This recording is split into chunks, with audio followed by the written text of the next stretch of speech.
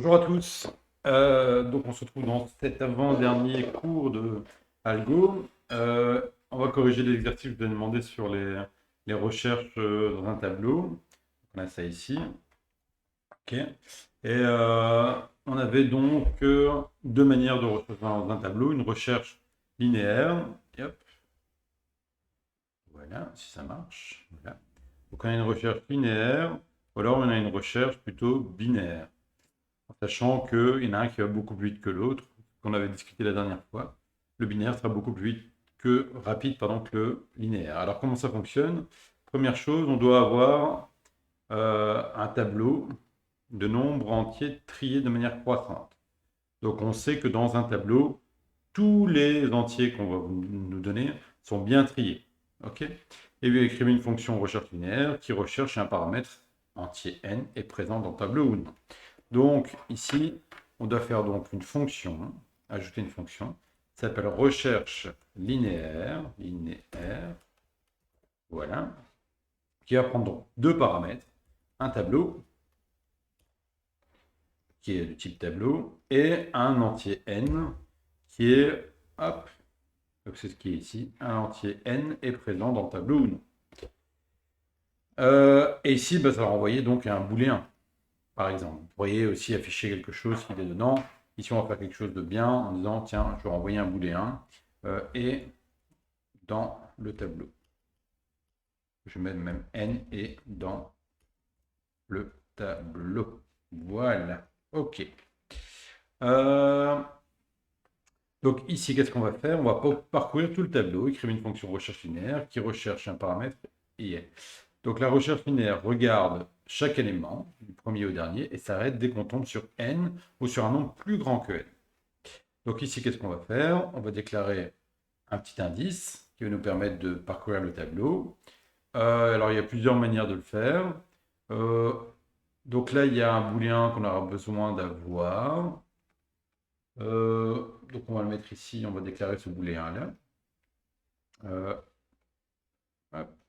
N est dans le tableau. Voilà. C'est un booléen, donc qui est vrai ou faux. Par défaut, on va affecter à n est dans le tableau, pardon, n est dans le tableau. On va affecter faux, false. OK? Donc ici, j'ai false. Donc maintenant, on ne l'a pas encore trouvé. Et on va essayer de chercher dans le tableau. Alors, comment on va faire pour chercher dans le tableau?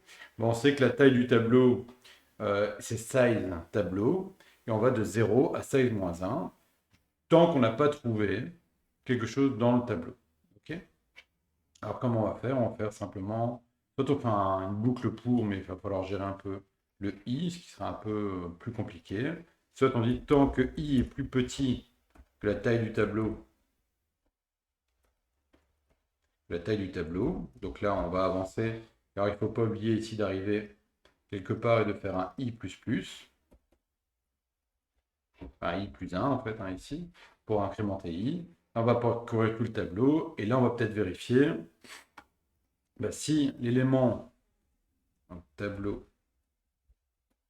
i est égal à n, l'élément qu'on a passé en paramètre, alors, donc si tableau i est égal à n, alors qu'est-ce qu'on va faire? Alors on peut mettre à n est dans le tableau à vrai. Affectation, pardon. Donc je vais peut-être reprendre carrément, donc je vais prendre celui-là, je vais le supprimer, je vais prendre ça, je vais le copier, je le mets ici, je le colle et je mets trou ici. Donc ça fonctionne normalement, si je ne dis pas de bêtises. On va quand même vérifier. Principal. Donc là, je reviens dans la fonction principale. Je vais pouvoir l'appeler. Il faudrait que je crée un petit tableau quand même ici. Déclaration d'un petit tableau. OK. Comment on va l'appeler? Tab, par exemple. De 10 éléments. Voilà. Alors, on va le remplir, pas de manière aléatoire ici, mais plutôt donc pour affectation, déclaration d'un petit i. Par exemple ici, un petit indice, i qui va aller de 0 à size de tableau, donc ici, moins 1. Donc j'aurais pu mettre 9 aussi, ici, ce serait pareil. Donc ici, je pars de 0 jusqu'à -1. Et par exemple, je vais mettre, pour que ce soit intéressant ici, à chaque élément tab i, je vais mettre i fois 3, par exemple. Voilà. OK. Donc l'élément 0 sera 0, l'élément 1 sera 3, etc., etc. Et ici, je peux commencer en disant si, c'est quoi? C'est recherche linéaire. Donc j'appelle ma fonction linéaire, voilà. Je vais lui passer un tableau en paramètres. Et ensuite, le n. Est-ce que 3 est dedans? S'il est dedans, alors tu affiches, par exemple, sortie 3, peut-être un, voilà, 3 est dans le tableau. Voilà. Je vais reprendre la même chose pour rechercher un autre élément.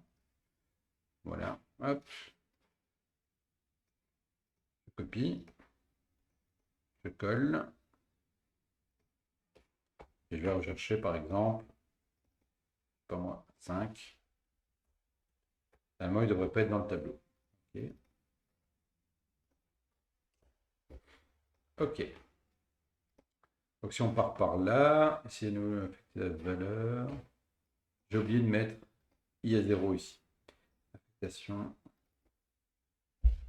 à 0. Donc si on exécute ceci, il nous dit bien que 3 est dans le tableau, mais que 5 n'est pas dans le tableau. Donc ça a l'air de fonctionner correctement. Ici, on va un petit peu plus loin, donc enfin un petit peu plus loin que dans le tableau. Ici, une recherche linéaire, on dit bien, ça s'arrête dès qu'on tombe sur n ou sur un nombre plus grand que n. Donc en fait, ici, il faudrait regarder. Si la taille si on dépasse le tableau, on va s'arrêter. Ou, donc ici, il y a d'autres conditions en disant si on a trouvé déjà, donc n est dans le tableau. Alors je pourrais mettre égal égal true. Est-ce qu'on a déjà trouvé? Si jamais on a trouvé, ah, pardon. On va continuer tant que, il faut voir ça à l'envers, tant que i est plus petit que n et que on n'a pas encore trouvé, donc est égal à false, on va continuer, et que on sait que i est plus petit que la taille du tableau, sinon ici ça ne marcherait pas. Je pourrais aller voir l'élément en tab i, et il faut que tab i soit encore plus petit que n. Donc on va continuer tant que tab i est plus petit ou égal à n d'ailleurs ici. Ok. Donc la condition se complique ici, c'est rien que des booléens. Vous avez une table de vérité ici avec 3 éléments. Vous vous dites, il faut un et, les 3 doivent être vrais. Donc i doit être plus petit que la taille du tableau. On ne doit pas encore avoir trouvé le n dans le tableau. Et il faut continuer si tab i est plus petit ou égal à n. Donc si on fait ceci, n est dans le tableau. J'ai mis dans le tableau et pas le tableau. Voilà. Ah là là. Table n'est pas définie non plus parce que c'est tableau. Voilà. Donc ça fonctionne et ça va un petit peu plus vite en fait. Donc si on regarde ça étape par étape, on va voir que si on cherche par exemple 3, donc on est parti, hop, on va faire ça étape par étape. Ah, je vais peut-être mettre un point d'arrêt ici. Voilà, je fais play. Comme ça, il s'arrête après avoir déclaré tout le tableau. Vous voyez, on va de 0 à 27 ici. Je vais avancer. Là, je rentre dans la recherche linéaire. Je suis dans la recherche linéaire. Je pose que i est égal à 0. N est non initialisé, maintenant il est à false. Et là, est-ce que i est plus petit que la taille du tableau? Oui. Est-ce que n est dans le tableau égal false?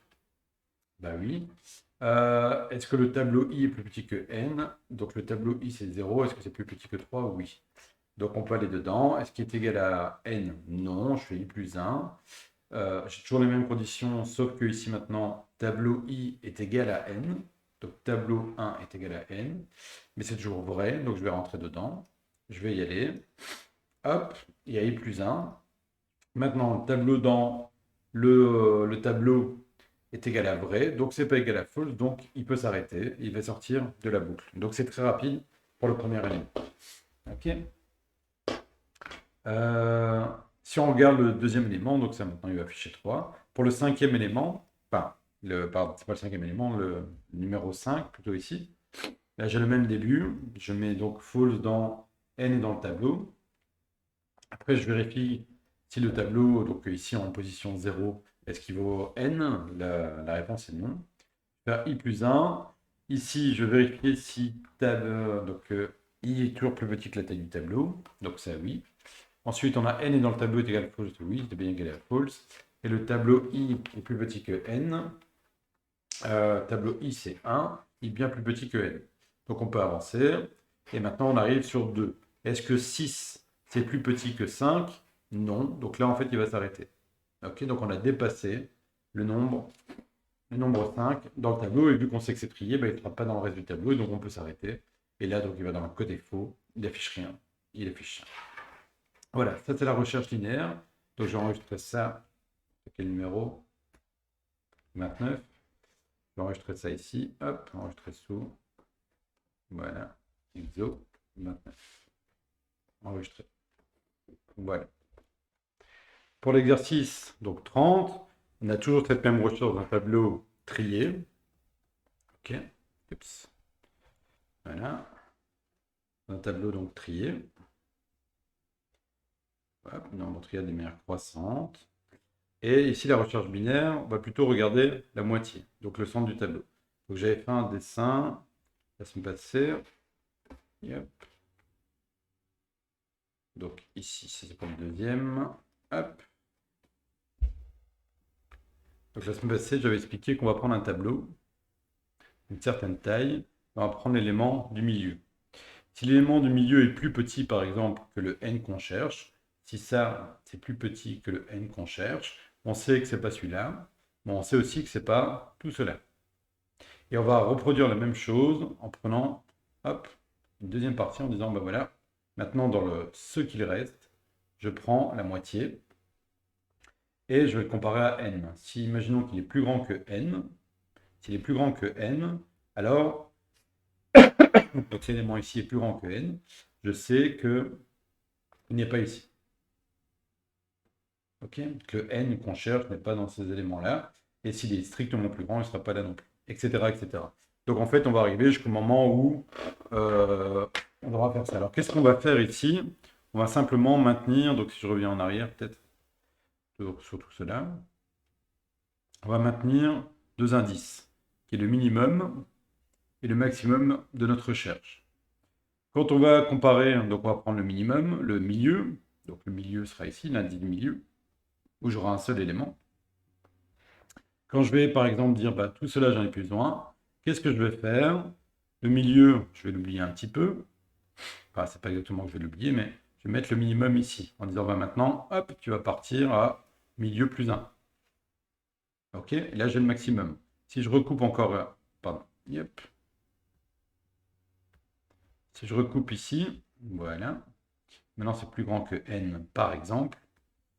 Hop, je vais pouvoir supprimer cela. Et donc, mon maximum, hop, qui est ici, arrive là. Ok. Et je vais faire ça jusqu'au moment où bah, j'ai trouvé n. C'est cool. Ou alors, si min est égal à max. Donc, si les deux sont égaux, bah, alors, j'ai plus qu'un seul élément. Je peux m'arrêter. Okay. Alors, on peut même dire, parce qu'on verra ici comment on construit le min et le max, mais tant que min est plus petit que max, alors il faut continuer, sinon on s'arrête. L'idée, c'est ça. Alors, comment on va faire ça? Bah, on va coder ici. Je vais prendre le même début, je vais supprimer, enfin, je peux même mettre une autre fonction, ajouter une fonction. Recherche binaire. Voilà. Il prend en paramètre aussi un tableau, que je vais appeler tableau d'entier. Je prends un deuxième paramètre qui est le n à chercher. Et la variable de retour, c'est un booléen qui dit n est dans le tableau. C'est la même chose que tout à l'heure. Okay. Donc pour le début, c'est exactement la même chose. Ce que je vais avoir besoin maintenant ici, c'est d'avoir un minimum et un maximum. Alors la chose que je vais faire, donc déclarer, je vais déclarer donc un minimum. Je vais regarder, hop, déclarer un maximum. On a vu aussi que j'aurais besoin d'un milieu. Voilà. Et je vais avoir besoin, donc ça c'est bon, je vais devoir comparer. Ok, et je vais devoir initialiser maintenant les choses. Bah là, au tout début, le minimum, on va le mettre à 0. Et le maximum, la borne maximale, on va le mettre à la taille, size de tableau. Hop, moins 1, donc c'est le dernier indice. Et on va calculer maintenant le milieu. Donc le milieu ici, c'est quoi? Bah, c'est simplement le max, donc milieu, c'est max moins le minimum. Et on prend tout ça, on met bien les parenthèses, qu'on divise par 2. Et vu qu'on va avancer à chaque fois, vous voyez ici le minimum, bah, après on va prendre ce qui est ici. On va prendre l'élément, désolé, on va prendre l'élément qui est ici. Là c'est quoi? Ben, c'est min moins max, mais min moins max ça donne que ça. J'ai le milieu divisé par 2, et puis je dois ajouter min en fait ici.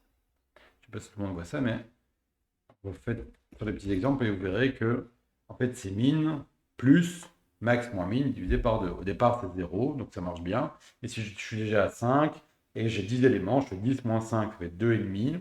Il va l'arrondir à 2 et il va prendre le minimum ici, qui est 5, plus 2, ça donne 7. Donc je suis bien plus ou moins à la moitié de ce qui reste.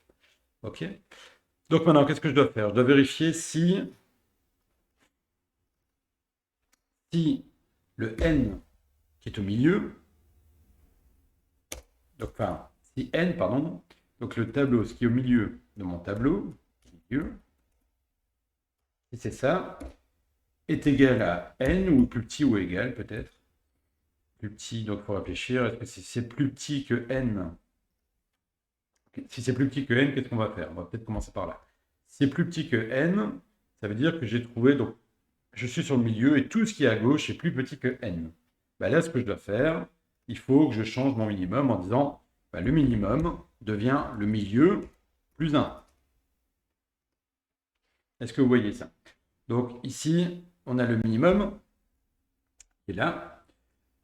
Si jamais, je vais peut-être revenir en première, hop. C'est pas terrible. Essaye de faire un rectangle. Bon, c'est pas grave. Si j'ai un milieu minimum qui est à 0, j'ai le maximum qui est à 10. Bah, je prends des nombres faciles. Hein. 10 moins 0, on est donc à 5 ici pour le milieu.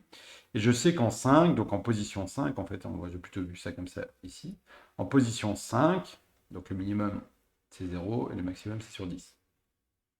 En 5, je sais que c'est plus petit. Et donc, je peux donc enlever tout ça. Ok, et si je peux enlever tout ça, bah, le minimum, bah, c'est le premier élément après. Et donc, c'est bien le minimum est égal au milieu plus 1. Ok? Je retire ce que j'ai fait là. Donc, c'est bien le milieu plus 1. Et je dois continuer. En fait, je dois continuer ça tant que je n'ai pas trouvé n ou que mon élément ou que le minimum et le maximum sont sur le même. Je vais, au lieu de faire cette, enfin, tant que je ne vais pas faire cette boucle tant que, je vais d'abord aller voir les autres cas. Imaginons maintenant que ici, donc je sais que n n'est pas plus petit, donc le tableau, pardon, le milieu, l'élément qui est au milieu du tableau, n'est pas plus petit que n. Donc il y a deux cas, soit il est égal, soit il est plus grand. Donc ici, on va dire si le tableau n, milieu, est égal à n, ou plus grand, je vais mettre plus grand, s'il est plus grand que n, qu'est-ce que je vais faire? Ben, ici, j'ai trouvé un élément, donc en prenant le milieu, pardon, je sais que ici, il est plus grand. Et donc tout ça, j'en ai plus besoin. Et donc qu'est-ce que je peux faire? Je peux prendre mon maximum ici et dire que le maximum est égal à 5 moins 1. Le milieu, moins 1. Pourquoi? Parce que maintenant, je dois regarder de minimum 0 à 4. Et donc ici, ben, j'aurai à peu près la même chose que là. Hop, sauf que c'est le maximum. Et le milieu, je prends moins 1. Si jamais c'est pas plus petit ni plus grand, bah forcément c'est égal. Donc si c'est égal, qu'est-ce que je peux faire? Bah, je peux simplement dire que n est dans le tableau est égal à true, est égal à vrai. OK?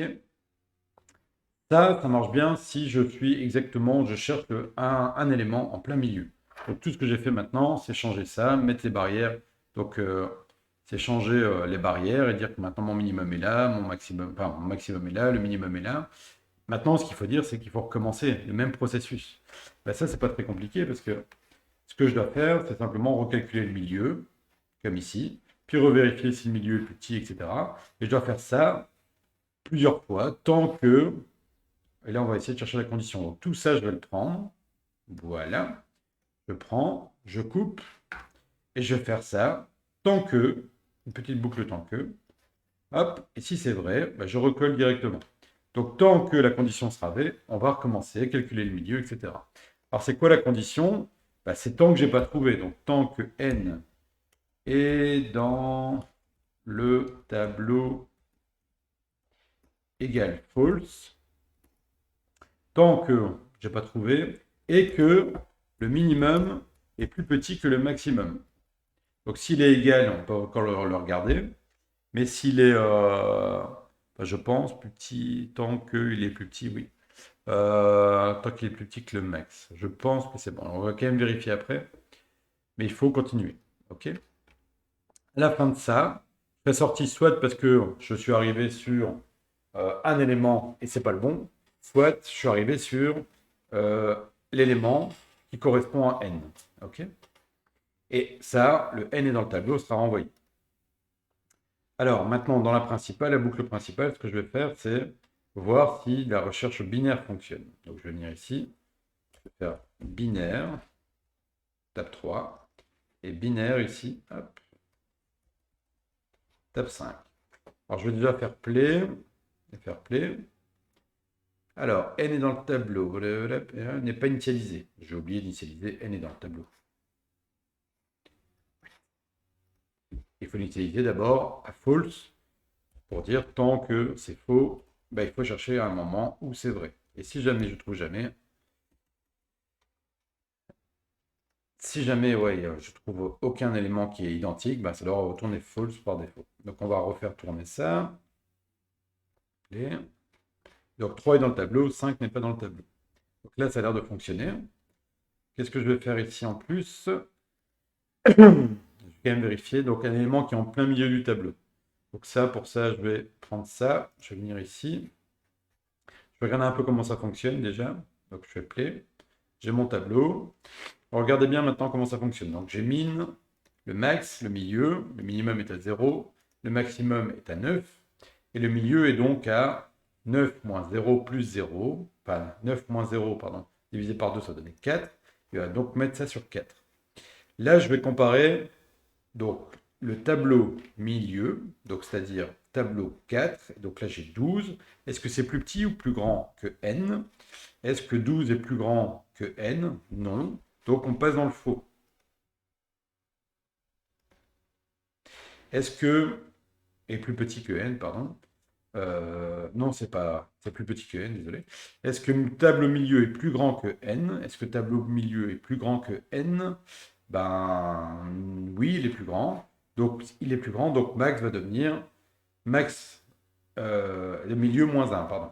Et donc là, je vais mettre 3 maintenant dedans, et je sais que c'est entre 0 et 3. Entre 0 et 3, j'aurai normalement mon 3. Est-ce que maintenant, mon minimum est plus grand ou égal à max? Non. Et j'ai toujours pas trouvé, donc je vais continuer. Ici, le milieu, donc je vais prendre 3 moins 0, ça donne bien 3, divisé par 2, ça va me donner 1. Hop, donc le milieu est 1, c'est pas plus grand, c'est pas plus petit, c'est pas plus grand. Et donc je suis tombé sur le bon élément.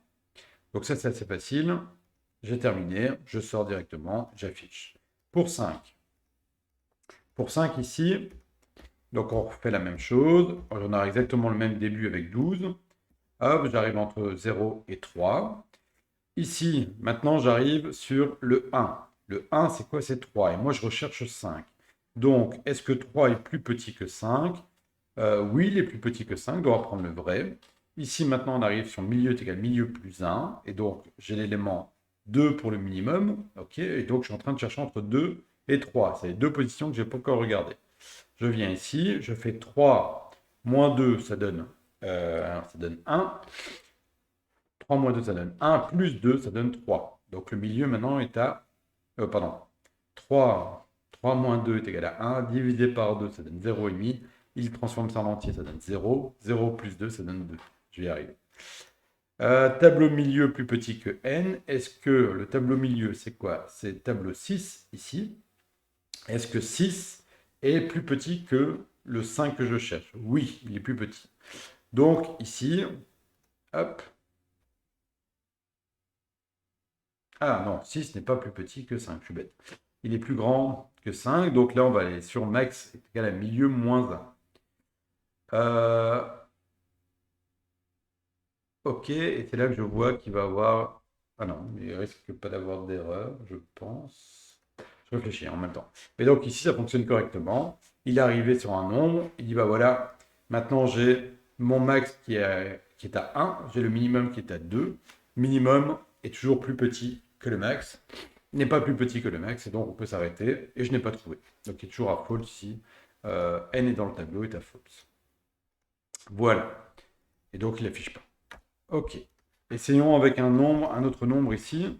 On va essayer avec 6 par exemple, ou 9. Voilà, on va faire 9 ici. Est-ce que 9 est dedans? Hop. Ok. Je vais faire play. 3 est dans le tableau, mais 9 n'est pas dans le tableau. Donc il y a un petit bint dans notre... Ce qui me semblait, il y a un problème dans l'algo. On va aller voir ça. Là, oui, c'est juste la condition qui pose problème. Donc là, c'est le 2, il cherche le 3. Donc on va un peu laisser tomber. Ok, maintenant c'est le 9. Le 9 ici, donc il prend le minimum, le milieu, il va comparer 12 avec le 9, c'est plus petit, donc il va restreindre à 0,3. Ok. Maintenant, il va prendre le minimum, le milieu c'est 1. 1 c'est 3. Est-ce que 3, donc ici c'est 3, est-ce que 3 est plus petit que 9? Oui, donc il va aller à droite. Milieu, on va avancer, on va être sur 2. Ok, c'est comme tout à l'heure avec le 5 à chercher. Milieu est égal à milieu, min plus max min. Donc là, on a 3. On va encore arriver sur 2. Le 2, ici, c'est 6. Est-ce que 6 est plus petit? Oui. Donc qu'est-ce qu'il fait? Il dit milieu. Donc c'est ça. C'est bien là qu'il y a un problème. C'est ici, il faut mettre la condition. Vous voyez, ici, il va s'arrêter. Bon, je peux aller un cran plus loin, mais il va s'arrêter parce que, en fait, on a trouvé le bon indice, c'est 3. Sauf que ici, j'ai mis plus petit et pas plus petit ou égal. Et donc là, on a un petit problème. C'est qu'il s'arrête alors qu'il devrait continuer pour le chercher. Donc plus petit ou égal. Hop. Je fais play. Et là, maintenant, ça devrait fonctionner si je ne dis pas de bêtises. Oui, donc voilà. Donc le résultat est bon. J'ai 3 et 9. Pour être sûr que ça fonctionne bien, ce qu'on va faire, c'est qu'on va chercher tous les nombres entre eux, donc une petite boucle, hein, hop, i, et on va chercher tout entre 0 et 20, tous les nombres entre 0 et 20, en 0 et 30, pardon, 30. Ok, et normalement il devra afficher, donc on va faire ça ici, on va prendre ces éléments-là, normalement il devra afficher uniquement les nombres qui sont dans mon tableau, si ça fonctionne correctement. Coller, recherche binaire, pas de 3, mais de i, ok. Et ici, je veux afficher pas 3, mais bien I et OK. Hop, je supprime ça. Voilà. Et j'exécute tout. Alors, il me dit correctement les choses. 0 est dans le tableau. 3, 6, 9, 12, 15, 18, 21, 24 et 27. Voilà, ils sont tous dans le tableau. Et ici, il a bien été de 0 à 30. Et donc, il a bien correctement fait son boulot. Donc, ça, c'est la recherche binaire. Pourquoi c'est intéressant? Parce que pour n'importe quel nombre, et c'est là où c'est vraiment super intéressant, c'est que la recherche binaire, au pire cas, c'est-à-dire vraiment quand il doit faire le plus de changements, le plus de comparaisons possible, ce qu'il va faire, je vais écrire ça, attendez, je vais écrire ça là-dedans. Ici, l'algorithme, le nombre de comparaisons qu'il va faire, hop, Donc le plus facile à comprendre, c'est peut-être ça. La recherche linéaire, imaginez qu'on rentre un n, donc un nombre à chercher, qui est plus grand que le dernier élément de mon tableau. Vu que je compare chaque élément de mon tableau, ici, je vais devoir faire en tout n. Yep, je vais mettre ça ici. Tiens. Ici, il y a n comparaisons à faire. OK? Il y a n comparaisons. Donc, si j'ai un tableau de 10 000 éléments, bah, j'ai 10 000 éléments, donc vraiment 10 000 éléments. J'ai 10 000 comparaisons au pire cas à faire. Donc, au pire, et on appelle ça le pire cas. Le pire cas, c'est vraiment le dernier, enfin, c'est vraiment le cas le plus compliqué pour cet algorithme-là. Ici, au pire cas, je vais devoir faire 10 000 comparaisons. Ça pour dire à la fin, bah, je n'ai pas trouvé. Ici, ce qui est intéressant, c'est que on divise à chaque fois, hop, le tableau en deux. Et puis le tableau, on le redivise en deux. Puis on le redivise encore en deux. Et en fait, ici, si on regarde un petit peu dans le détail, on va avoir log de 2, c'est bien qu'on ait vu les logs en maths, log de 2 par rapport à n. Et donc là, c'est log en base 2 de n. On aura autant de comparaisons. Au pire cas. Ça veut dire quoi? Ça veut dire que ici, on a combien d'éléments? On en a, dans notre tableau, on en a 10. Log en base 2, donc quel est l'exposant de 2 qui se rapproche le plus de 10? Enfin, donc 2, 2 exposant 1, ça fait 2, 2 exposant 2, 4, 2 exposant 3, 8, 2 exposant 4, 16. Donc c'est entre 3 et 4. Le log en base 2 de 10, c'est entre 3 et 4. Et donc ici, au pire cas, on va prendre vraiment le pire cas, on aura 4 comparaisons pour un tableau de 10 éléments. Et c'est hyper intéressant. Si on prend un petit peu, donc on va prendre, où il est mon browser. Je n'ai pas de browser encore ouvert. Je vais prendre, il y a peut-être une calculette, tiens, sur calculateur. Voilà. Ici, scientifique, programmeur, excellent. Scientifique. On a donc sûrement un log, voilà. Ah, je ne peux pas demander ça comme ça. Et donc, si on a 10 000 éléments, je prends le log. Donc ça, c'est le log en base 10. Je vais le diviser par le log en base 2 pour avoir le résultat. On va y arriver. Donc ici, attendez, je vais faire un clear de ce bazar. Comment on fait ça? Degré, non, c'est pas ça que je vais faire. Juste un clear. Il y a moyen de faire un clear. Et là, tu as toujours égal. Voilà. Alors, je vais prendre 10 000. Je vais prendre le log. Et je vais diviser par 2 log. Donc là, c'est bien ça que je veux faire. Et ça me donne quoi? Ça me donne 13 comparaisons. Donc, pour un tableau de 10 000 éléments, si je recherche en binaire, donc en recherche binaire, je dois faire au pire, je prends le plafond, je prends 14 comparaisons. Donc simplement, je prends les 10 000 éléments, être en plein milieu, je vais faire une comparaison, puis encore diviser, puis encore diviser, diviser, diviser. Donc j'ai 14 comparaisons. Au pire cas, j'aurais trouvé ma solution. Oui, il est dedans ou il n'est pas dedans. Et donc, ça va beaucoup, beaucoup, beaucoup plus vite, cet algorithme-là, que celui-ci. Où là, on a au pire 10 000 comparaisons. Entre 14 comparaisons et 10 000, vous voyez bien la différence. Ici, on est clairement plus rapide. Donc, c'est pour ça qu'il y a des algorithmes différents pour faire la même chose. Bien sûr, il est plus compliqué à comprendre, celui-ci, mais il est beaucoup plus efficace en temps. Voilà. Ça, c'est la recherche. Il faut savoir faire des recherches. Amusez-vous à programmer ça aussi en C#, etc. Il faut savoir faire ça. Et on va passer sur un autre chapitre, maintenant le dernier chapitre qu'on verra ici en algorithmique, qui est les fonctions récursives. Alors une fonction récursive est une fonction normale en fait, donc une fonction comme on a déjà vu, sauf que elle va s'appeler elle-même pendant qu'elle s'exécute. Donc simplement une fonction qui appelle une autre fonction qui est elle-même en fait.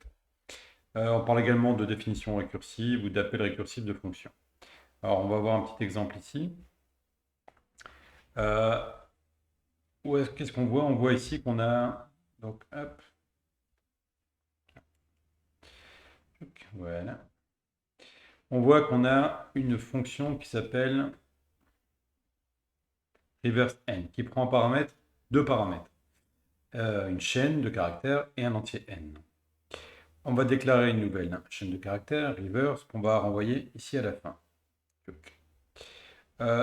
Ici, on va comparer le n avec 0, ok, donc l'entier qu'on a reçu.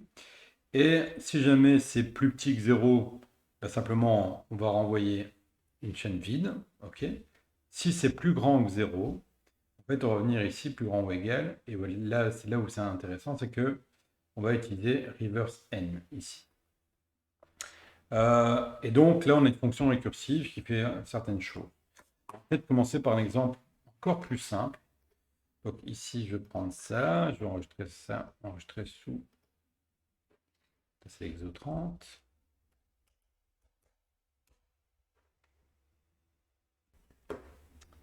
À nouveau, prenons un exemple très très bête. Donc on va prendre une fonction. Et dans cette fonction, je vais appeler n. Voilà, je vais prendre un paramètre, un n. Et là, j'aimerais bien afficher, c'est juste un entier dans cette fonction, j'aimerais bien afficher tous les nombres de 1 à n. Ok. Ce que je pourrais faire, ici, évidemment, c'est faire un tant que ou un pour plutôt, hein, faire ce truc-là. Mais je pourrais faire encore mieux.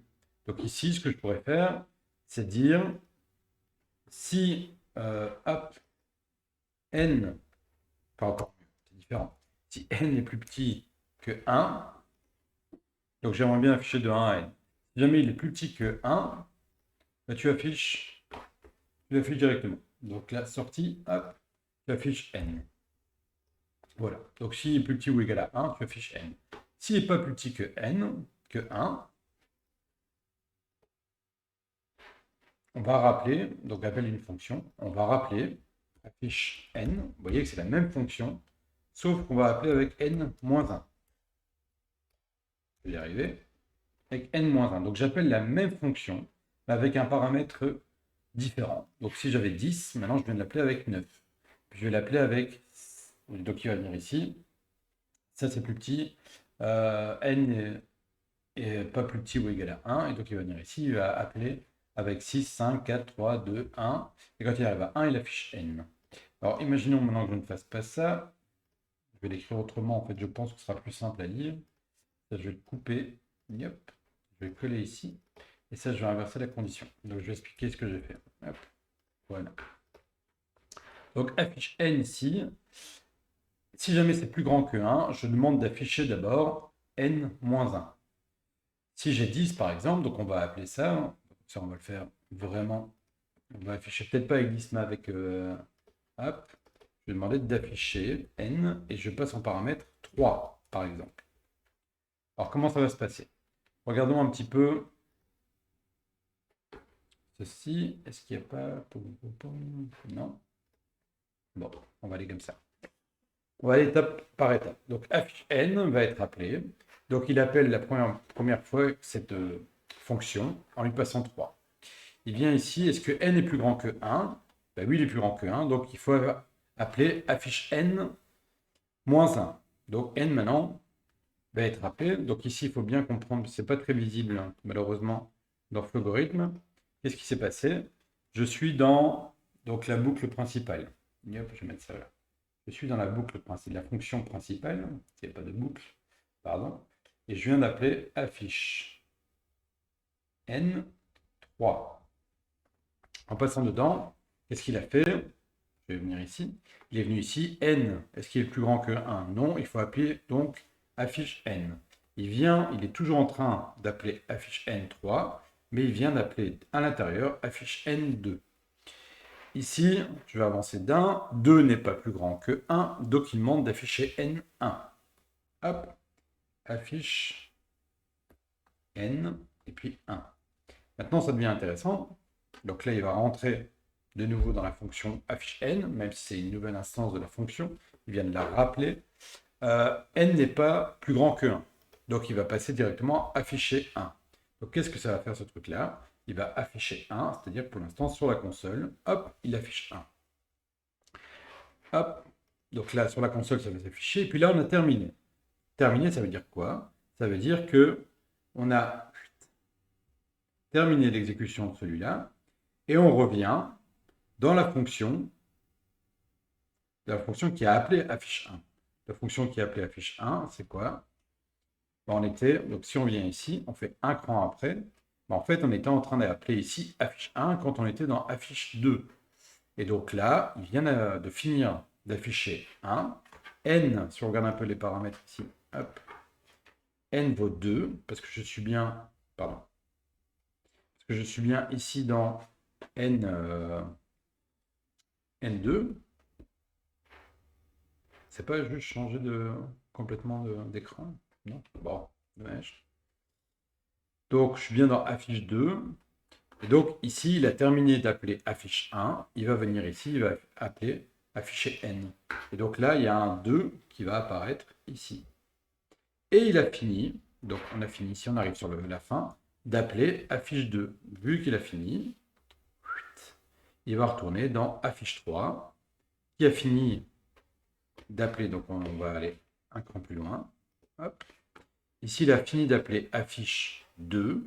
Il va sortir donc de là, il continue. On arrive sur affiche N. N, c'est combien? Bah, c'est 3 ici. Donc c'est, hop, je vais y arriver. C'est 3 ici. Donc ici, j'ai affiché 1, 2, 3.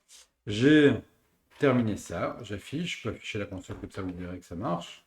J'ai 1, 2 et 3. J'ai fini ici. Je reviens dans la boucle principale, enfin, dans la fonction principale. J'ai fini d'afficher 3 et c'est terminé. Donc en fait, ça affiche 1, 2, 3, comme on pensait. Donc qu'est-ce qui s'est passé ici? Ce qui est intéressant, c'est que si on passe donc une fonction récursive, et bien une fonction qui passe, donc si on met 4, il va. Donc une fonction récursive est une fonction qui s'appelle elle-même, donc on a toujours affiche n, etc. Et un truc important aussi, c'est que pour une fonction récursive, il y a toujours un moment où on va s'arrêter. Parce que si on fait juste afficher à chaque fois n-1 et qu'on ne s'arrête pas, bah, le problème c'est que on va continuer comme ça à l'infini. Or ça, c'est pas bon. L'ordinateur, à un moment, il va râler, on va prendre toute la RAM. Et donc, ici, il faut s'arrêter. Donc, dans une boucle, vous avez toujours un moment, pardon, pas dans une boucle, dans une fonction récursive, vous avez toujours un moment où on casse la récursion en disant, si on n'est pas dans ce cas-là, alors il ne faut pas appeler la récursion, sinon tu le fais. Donc voilà, donc la récursivité, c'est rien de plus que ça, c'est une fonction qui s'appelle elle-même. Ok, ou alors une fonction qui s'appelle, en appelant d'autres fonctions qui rappellent la première fonction. Ok, donc ici, par exemple, il va faire tout ça, il va afficher 1, ici, il va afficher 2 ici, 3 ici, et puis 4. Et donc on a bien un 2, 3, 4 qui sera affiché. Regardons un petit peu maintenant, donc je ne sais pas si je l'ai ici, l'autre exemple. Donc là, c'est, hop, enregistrer sous, afficher récursif. Donc je vais mettre afficher. Je vais voir si j'ai encore l'énoncé de celui-là. Non. Pas grave, on va le retaper. Donc je mets pause et puis je retape tout. Donc ici, si on a cette méthode-là, qu'est-ce qu'on peut voir? On voit bien que c'est récursif parce que, hop, si on prend le nom ici, on retrouve bien l'appel ici. Alors qu'est-ce qu'on voit ici? On va passer un n, ici un n-1. Et donc il va se passer quelque chose, on va toujours vers un n plus petit, jusqu'au moment où on va arriver sur un n qui est égal ou inférieur à 0, et donc on va envoyer cette chaîne. Donc si on lit un petit peu ça, qu'est-ce qu'on voit? On voit que si on appelle reverse,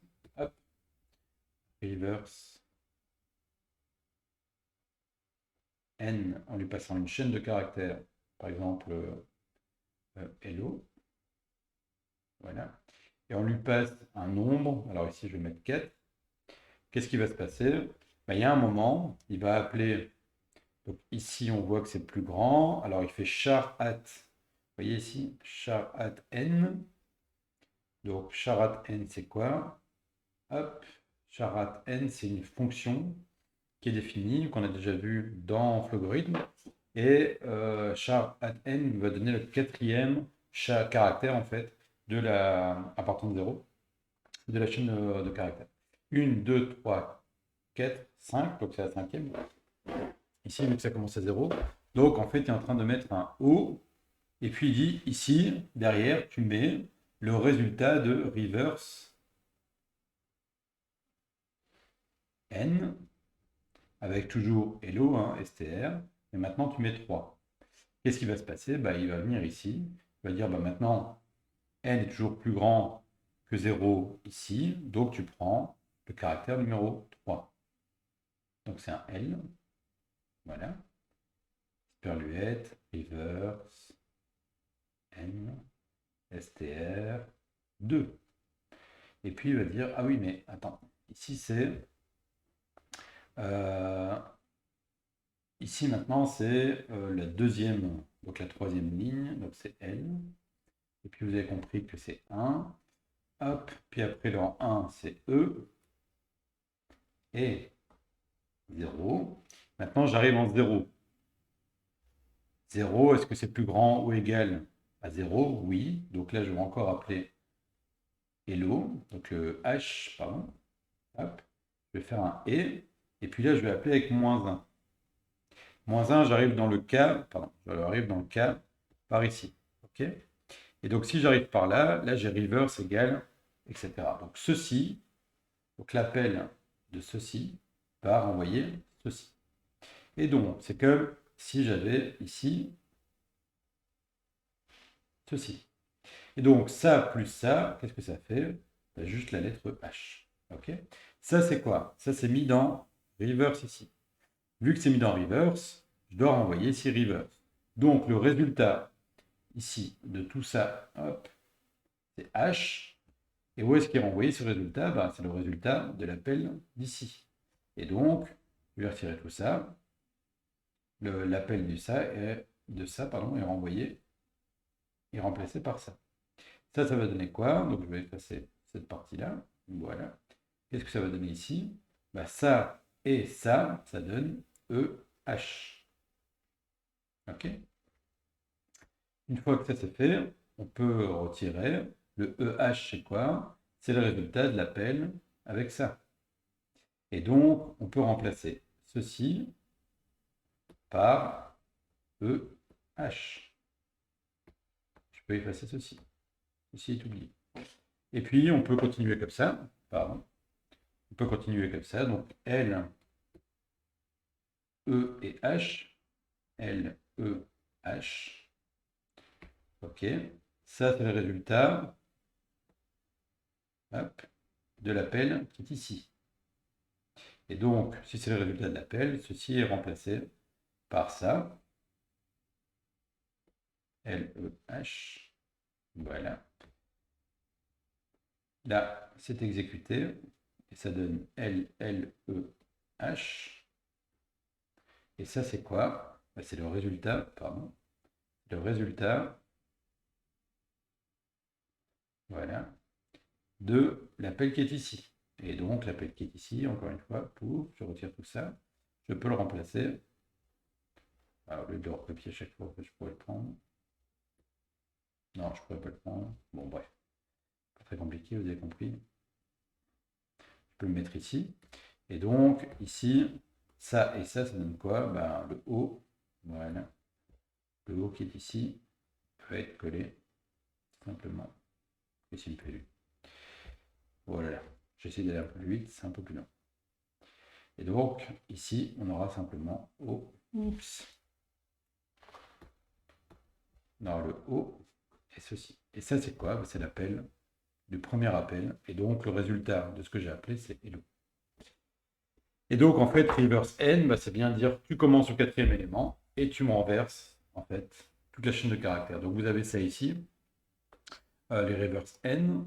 Dans le principal, j'ai bien mis la même chose, hello. Et si j'affiche ceci, vous voyez bien, pardon, ça me donne hello. Si j'avais mis 3 ici, il commencerait à la troisième, à l'indice 3. Et donc, il me renvoie plutôt, vous voyez ici, L, L, E, O, et pas la quatrième ligne. Si j'avais mis 1, j'aurais que deux lignes, deux caractères, le H et le E. OK? Et donc, ici, en mettant 4, j'ai tout le mot, en fait, c'est la taille du mot. Donc là, c'est un exemple qui montre comment on peut utiliser les fonctions récursives. Alors évidemment, là, c'est un exemple où on pourrait l'écrire beaucoup plus simplement avec une boucle for et on remplit un, un string simplement en partant du dernier élément jusqu'au premier. Les fonctions récursives sont à utiliser quand c'est plus simple. Donc on peut toujours passer d'une fonction récursive à une boucle pour ou tant que ou do while, donc faire tant que. Il y a moyen de toujours passer de l'un à l'autre.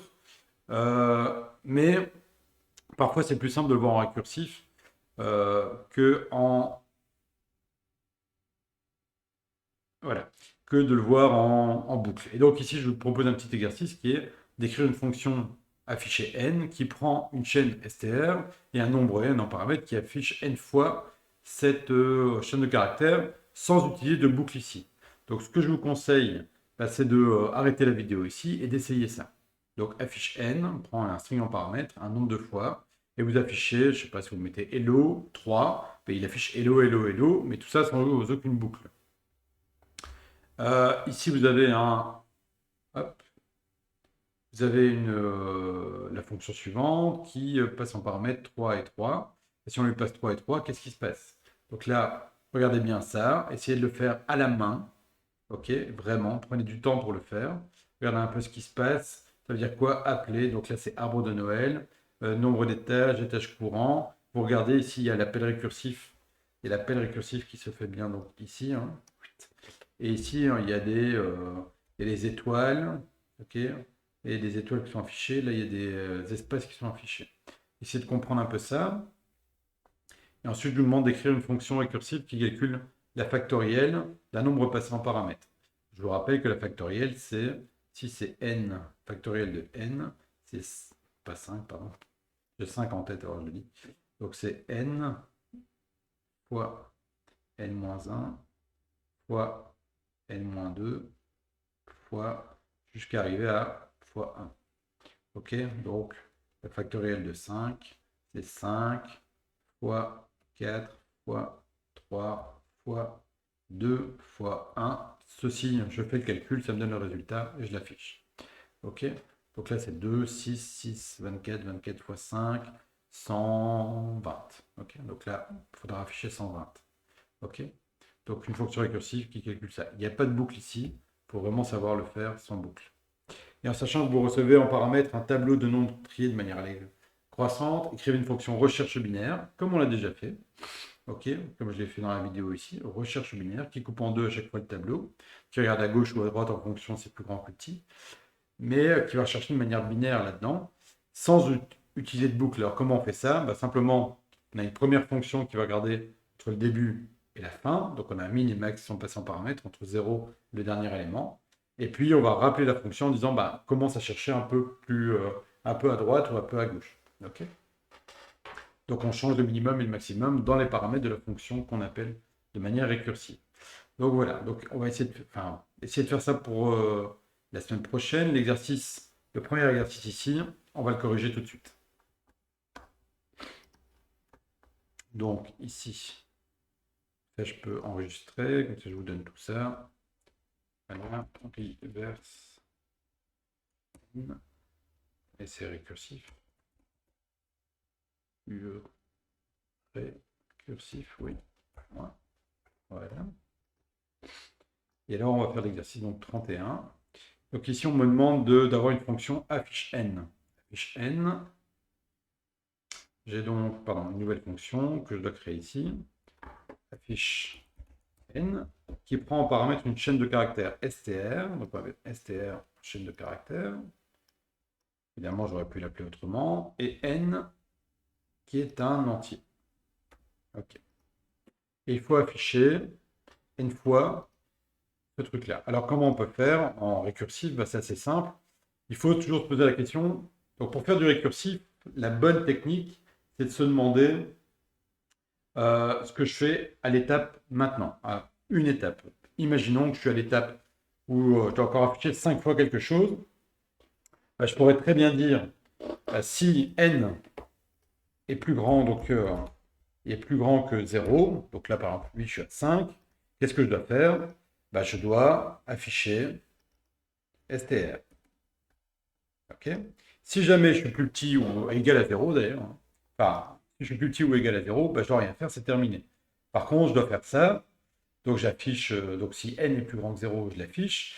Et il faut penser à appeler de manière récursive. Donc ici, appel d'une fonction. Je veux encore afficher, donc je viens d'afficher une fois. Imaginons que je dois l'afficher 5 fois en tout. Je viens de l'afficher une fois, il me reste encore 4 fois à afficher, donc c'est le n moins 1. Voilà, donc j'affiche la chaîne de caractères. Je demande après d'afficher encore 4 fois les choses. Imaginons maintenant que je mets 1. Si j'ai 1 est plus grand que 0, j'affiche une fois str, j'appelle affiche n avec 0, j'arrive ici, 0 n'est pas plus grand que 0, et donc il va aller dans flow et c'est terminé. On va terminer ici, et puis voilà, ça fonctionnera. Donc ici, si je fais ceci, là évidemment il ne s'est rien passé, je dois appeler une fonction qui s'appelle, voilà, affiche n, hello, voilà, et je veux pas n, pardon, mais 5 fois, par exemple. Donc si je fais play, bah, j'ai bien 5 hello qui sont apparus ici. Ok. Si je mets, hop, moins 1, bah, c'est pas un problème. Pourquoi tu veux pas... C'est quoi le problème? L'expression contient une erreur de syntaxe, un oubli d'opérateur ou d'opérant. Je ne peux pas mettre moins 1 directement comme ça. Ou alors, bon, écoutez, on va mettre simplement 0 ici. Si je mets 0 déjà, bah, ça fonctionne bien, c'est-à-dire qu'il n'affiche rien. Et je ne peux pas mettre moins 1. Bah, c'est bizarre ça. Alors ce qu'on va faire, quand c'est comme ça, on peut mettre 0 moins 1. Ça fonctionne tout aussi bien, il fait le calcul. Ça. Donc quand je fais un quelque chose de négatif, ça n'affiche rien. Et si je mets 1, est-ce qu'il affiche au moins une fois? Oui, il affiche une fois. Donc ça fonctionne correctement. Donc là, si vous ne comprenez pas, regardez ça tranquillement. Mais ici, c'est bien, par exemple, je mets 5 dans n. N est plus grand que 0, donc il va aller ici. Il affiche au moins une fois. Et puis, il demande d'afficher 4 fois. Et puis, 4 fois, c'est plus grand que 0. J'affiche une fois. Et puis, il demande 3 fois. Puis 2 fois, puis une fois, etc. On va arriver jusqu'à une fois. Une fois, il affiche. On arrive à 0 ici, on revient. 0, c'est faux. On arrête la fonction en cours. Il va arrêter ici, enfin, donc il va revenir dans affiche 1, il va s'arrêter. Il revient dans affiche 2, il s'arrête. Affiche 3, il s'arrête. Affiche 4, il s'arrête. Affiche 5, il s'arrête. Et puis là, on a fini. Affiche 4, pardon, il s'arrête. Et on a fini maintenant affiche 4, donc on est dans affiche 5. Il a fini. Et là, il revient sur la page principale où on avait affiche 5. Okay. Donc là, encore une fois, si vous n'êtes pas à l'aise avec ça, eh bien, il y a, soit vous faites plein de petits dessins, soit vous regardez comment ça fonctionne ici. Okay. Donc là, on a bien les appels successifs. Et là, maintenant, une fois qu'il arrive à 0, il arrête. Et puis là, vous voyez, le n, il revient là où il était dans la fonction précédente, etc. etc. OK. Hop, jusqu'au moment où il arrive là, et c'est terminé. OK. Donc ça, c'est l'exercice 31. Je vous demande de faire pour la semaine prochaine les exercices que vous avez, donc à la fin, 32, 33 et 34. Voilà, je donne tout ça. Voilà, ben, à vendredi matin. Et j'espère que vous avez des questions, enfin, si vous avez des questions, que vous me les posiez sur Teams. Voilà. Au revoir à tous.